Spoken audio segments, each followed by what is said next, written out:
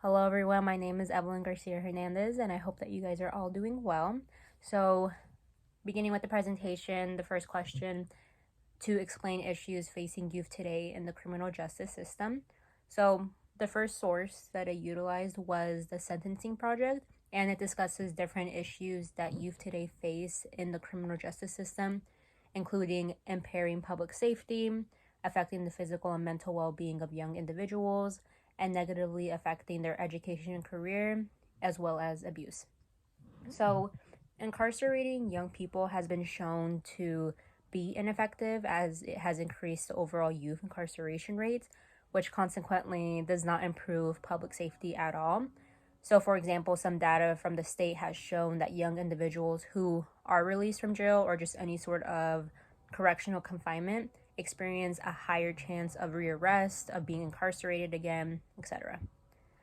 Being incarcerated has also affected the young people's mental and physical well-being, which contributes to them not being able to pursue an education, obtaining degrees, being able to acquire a career, and just simply being successful, which can ultimately lead to abuse. And studies from the Sentencing Project have said, and this is quoted, incarceration does lasting damage to young people's health and well-being, as incarceration during the adolescence period leads to more poor health in adulthood. The Sentencing Project has also made the point that juvenile facilities are rife with maltreatment and abuse, whether it is systematic or recurring abuses, were documented in the state-funded youth correctional facilities of 29 states and the District of Columbia in a 15 time period, so from 2000 to 2015. And since 2015, abuse continues to exist, and incarcerated youth have voiced experiencing both physical and sexual abuse by their peers, facility members, and it can occur, it has happened to them on one occasion, but unfortunately, even more than once as well for them. Moving into the second part, identifying one youth program that is making a difference.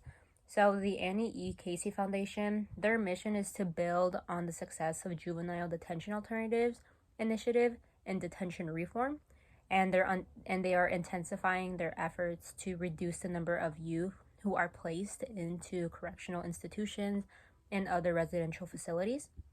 Who do they serve? They serve young people, and one example of this includes, this is quoted, expanding the amount of diversion options that steer young people away from the juvenile justice system entirely when public safety is not at stake.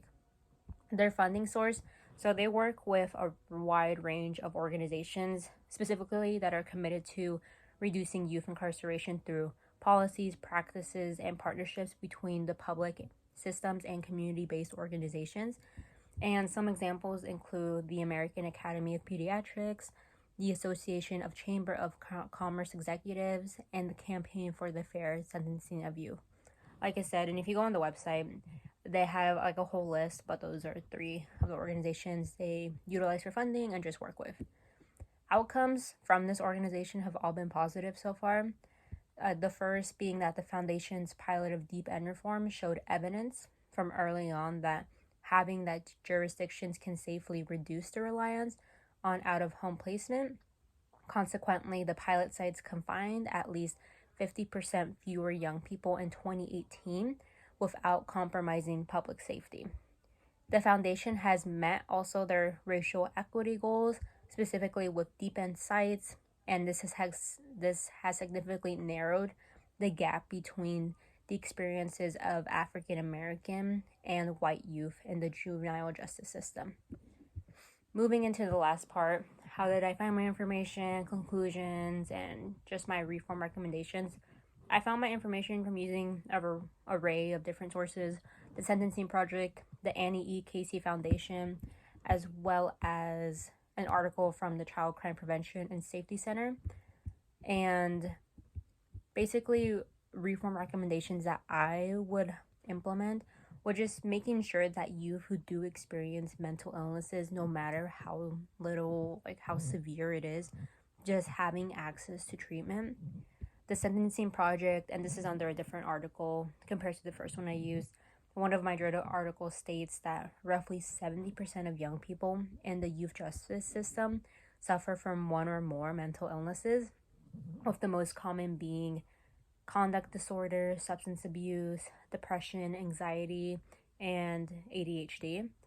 With this being the case, there isn't enough community-based treatment for the youth, which leads them to being incarcerated and not getting the treatment that they need in order to combat their mental illness.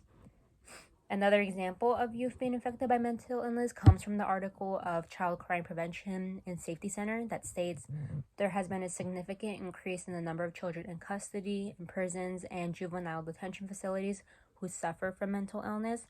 This suffering causes immense amount of stress in the youth, which can prevent them from improving overall.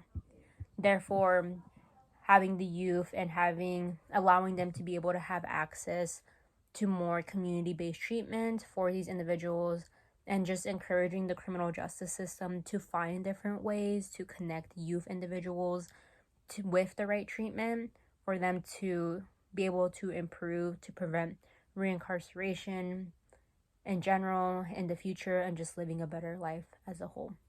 So that concludes the end of my presentation. I hope that you took something out of it, you learned something, and yes, thank you so much for watching.